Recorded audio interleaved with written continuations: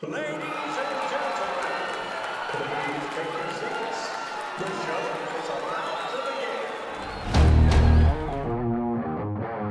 begin. Hey guys, welcome back to another episode of the TheKindaOpinionatedPodcast. If you didn't know, I'm your host, Luke Sharon, and I'm kind of opinionated. Today we interview Mr. Ben, or I'm assuming most of you guys know him as Sheriff Wolfinger. Thanks for being on my podcast today. Thank you, Luke. Appreciate it. How are you doing today? I'm doing well. That's good to hear. Well, before we get started, let me just say that this episode is the last of the Sheriff series, or whatever you want to call it. So I need new ideas. Leave them in the comments or email them to me at TheKindaOpinionatedPodcast@gmail.com. And with that being said, if it's okay with you, let's get started. All right. Okay. So let's just jump right into the question I'm assuming a lot of people have on their mind. Not even question, but just the topic of COVID-19. How are you feeling about people protesting? And in general, how do you feel about the people in Sandpoint protesting the stay-at-home order? Some even going as far as saying, and I quote, "First they take away our right to assembly, then they'll take our guns away." How do you feel about that? Well, I mean, people have a right to their own opinion, and I don't have to agree with their opinion. I guess that's the key. Is that I know that there's been a lot of research done on this by the Attorney General, by the county's legal staff, and it's constitutional. It's the right thing to do, and for the public health and welfare of people of Idaho, I think it's the right thing to do. So I think we can get in a long discussion about the Bill of Rights and what's absolute and what's not. But I think that's probably for another topic. So do you think that this stay-at-home order is constitutional? I do. I rely on those legal scholars like the Attorney General and our prosecutor and our legal staff here at the county that they've all looked at it and they believe it's constitutional. Based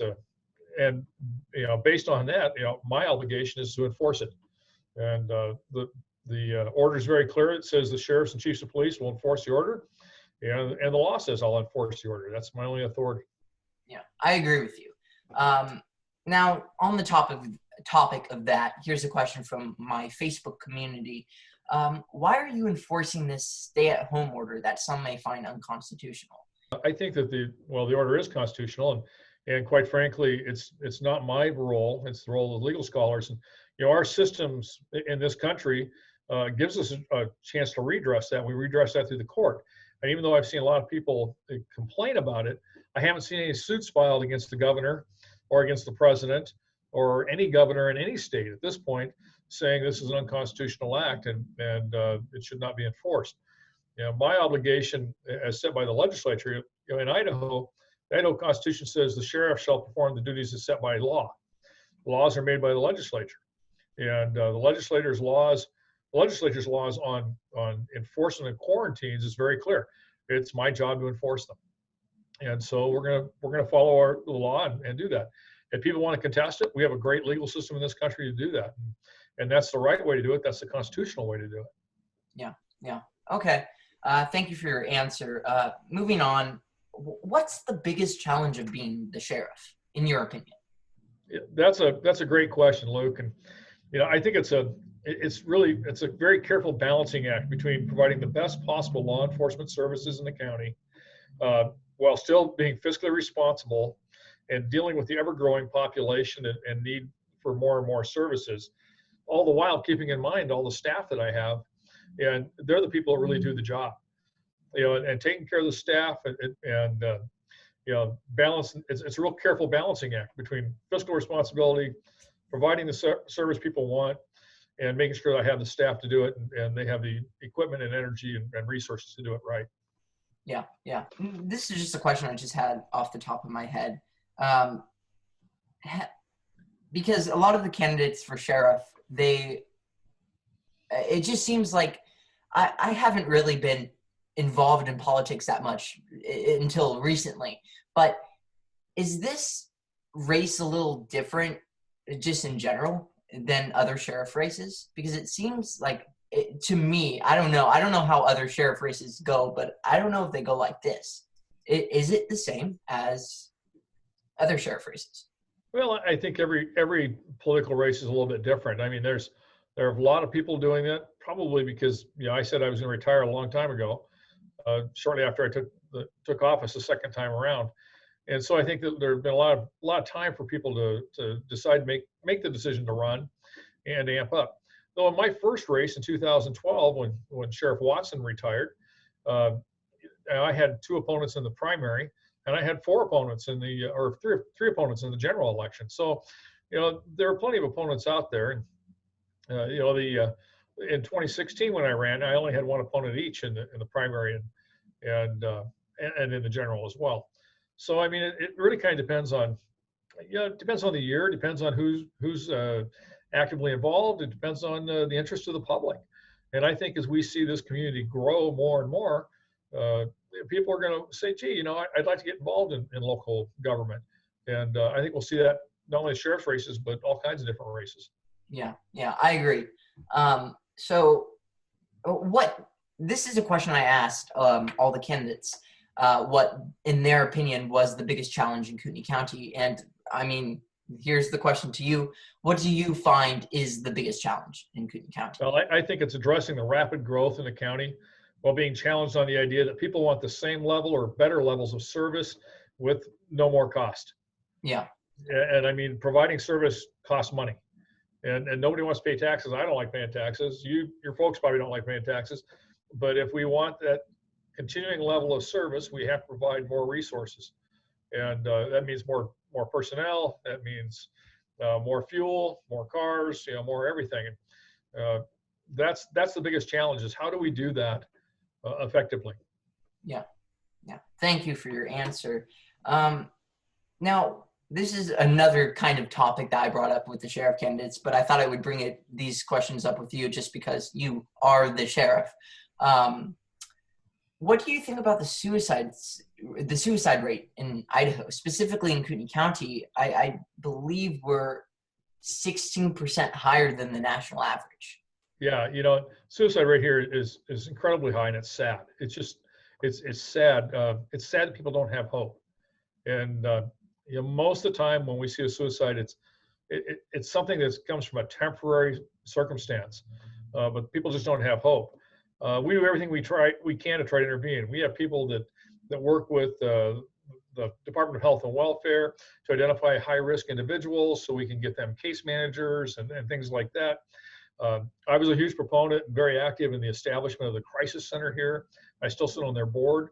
That's been a huge thing for us to be able to give people courtesy rides to the crisis center, or refer them, or refer families so they can take somebody to the crisis center and let those people intervene, let the professionals intervene.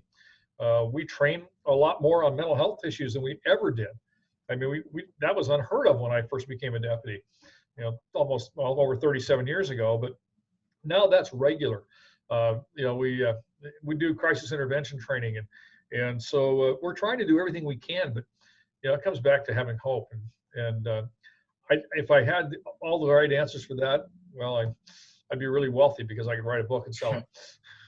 So thank you for your answer. This is just a question I had.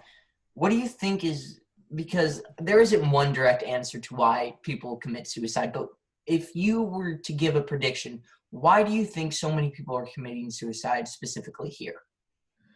I just don't know. I mean, I think it comes back to that hope, not having a focal point, not having somebody who's willing to listen.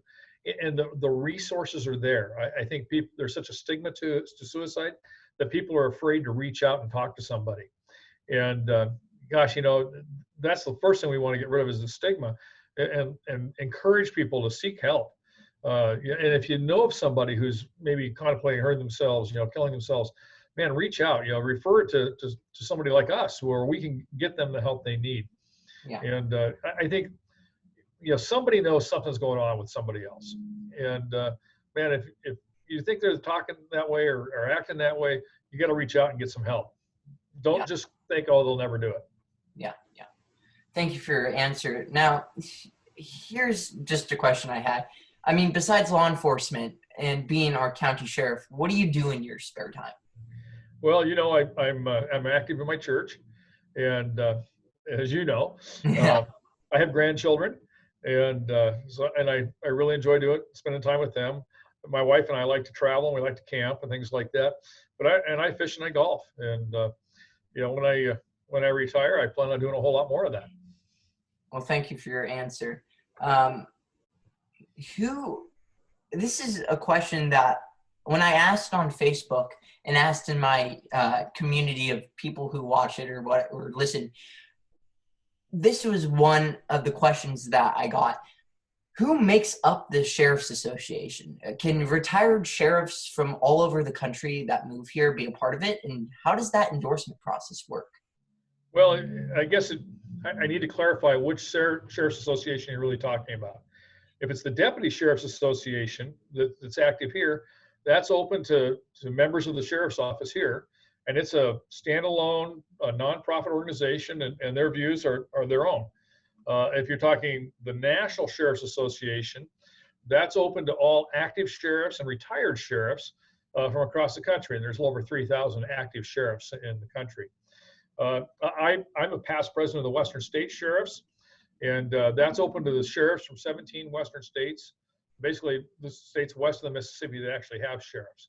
And that's an organization that really focuses on issues that are unique to the West, public lands issues, things of that nature. And so we do a lot of work on a national level with those Western states. Let's face it, not a lot of BLM land or Forest Service land in New Jersey or Pennsylvania. And so those type of issues are pretty unique here to the West. Yeah. Thank you for your answer. Here's a question from one of the candidates wanting to become the next sheriff. What legacy would you like to leave? And what's if you could keep one thing the same, what would it be? That was a really easy question for me because I knew it right off the top of my head. The thing I want to leave behind is the fact that we're focused on being good public servants, and we have a servant's heart. I get people that call us almost daily that just call and say, hey, thank you. I appreciate the way you dealt with this. I appreciate your deputies and how they handled this, because they go at it with a servant's heart and a true desire to serve the public the best way possible. Now, that doesn't mean we're soft on crime. Sometimes serving the public means taking bad guys to jail, and that's okay too. But our goal is to serve the public. That's the legacy I want to leave behind. Well, thank you for answering the question. Here's a question I just had. The vice versa of that. What's one thing that you want to see change? Wow, that's a tough question then. I think that there needs to be fresh ideas. I came in with different ideas than Sheriff Watson had. Sheriff Watson came in with different ideas from Sheriff Clegg. And I think, that's healthy. I think a little bit of positive change is always healthy. I've been doing this a long time. And so I think a fresh perspective, somebody that comes into my office as the office of sheriff can give new ideas. And I think that's a positive. As long as it stays with that idea that we're still good servants. Yeah. Thank you for your answer. Here's another question, and coincidentally, also from someone who's coincidentally also wanting to become the next sheriff. What are the 3 most important things you want the new sheriff to know? I really struggle with that question because it's hard to limit it to 3. But I guess the first one is to learn your role, and not what you think the role is, but understand what the actual role is, and the role of others and how they fit together. You've got to be well versed in the statutes and the duties of the sheriff, and they're all over the code. There's not just one spot. I mean, there's a section in the title about counties that says the duties of the sheriff, and there's 27 or 28 sections in that, but that's only part of them. And you really need to know what your job is, what it entails, and what the restrictions on your job is. I know there's some people out there who say, well, the sheriff has supreme authority over all law enforcement, including federal law enforcement. Well, that's not accurate. That violates the supremacy clause of the U.S. Constitution. And is that a constitutional sheriff? What is a constitutional sheriff? Because I hear a whole bunch of people talk about it. Yeah, a constitutional sheriff is somebody who believes that, basically they practice that their interpretation of the Constitution is correct, and they have ultimate authority over all other law enforcement. So And that's just not accurate. So technically speaking, if they were like, I'm a constitutional sheriff, and they interpret the Constitution like I have to kidnap every dog for myself, could they technically do that because they interpret the Constitution that way? Yeah, I mean, they interpret it to their benefit. And so that's just that, and that goes against the Idaho Constitution. It goes against the U.S. Constitution. You know, interpretations. I mean, if like I said earlier in one of the earlier questions, if we have a discussion about the interpretation of a law, well, that needs to be challenged in the court. That's who interprets the constitutionality of items. That's what the Supreme Court is and the federal courts do. And so that's why we have the system we have. Our forefathers were very smart in the way they set it up. And it seems to have worked pretty well for a long time now. So you want me to finish the other two here? Yeah. Yeah, okay. I think number 2 is remember you work for the people and that you're bound by the law. Sometimes different people want you to do different things and different from what the law allows you to do. However, you need to know your job well, and then you can address those differences in a logical manner. And I think that's critically important. But you remember, you work for the people. You don't work, you know, I'm a Republican. I've been a Republican all my life. I'm a Republican sheriff. But I work for all the people and not just a political party or a political ideology. I'm bound by the law and I work for all the people. And I think that's engaged or critical. I think the last one of those top 3 is you got to be engaged in your community. And I mean, being engaged isn't just an election year deal. It's a full-time part of the job. You know, shortly after I took office, I was down in Harrison, and I walked into City Hall, and the city clerk, I introduced myself to the city clerk. She goes, "Yeah, I recognize you." She goes, "What are you doing here?" And I said, "Well, I thought I'd come to see how we're doing. How's my deputy doing down here? And you know, I want to get to know people." And she goes, "Well, it's not an election year. What are you doing here?" Because she thought the only time the sheriff came around was during an election year. No. You know, that's wrong. I enjoyed being engaged in the community throughout my career as sheriff, but even before that, I enjoyed that. And I think that's critically important to be a good sheriff. You need to be engaged with the people. Yeah. Thank you for your answer. Here's a question from a listener at home. If you guys like this new format where I take questions from the community and just ask them on whatever, let me know. But here's one question from a listener at home. What's one thing that you wish you would have done differently if you could go back and change it? You know, I had the opportunity about my 3rd year in office to go to a thing called the National Institute for Sheriffs, or National Institute for Sheriffs, and it was basically it's a school for new sheriffs, and I learned a lot about selecting the right people for the right positions. And if I'd had it all to do again, I would have gone to that before I came into office to help me really select the right people for the right positions and really be able to identify those strengths and weaknesses of some of those key leaders that are so important in the sheriff's office. Thank you for your answer.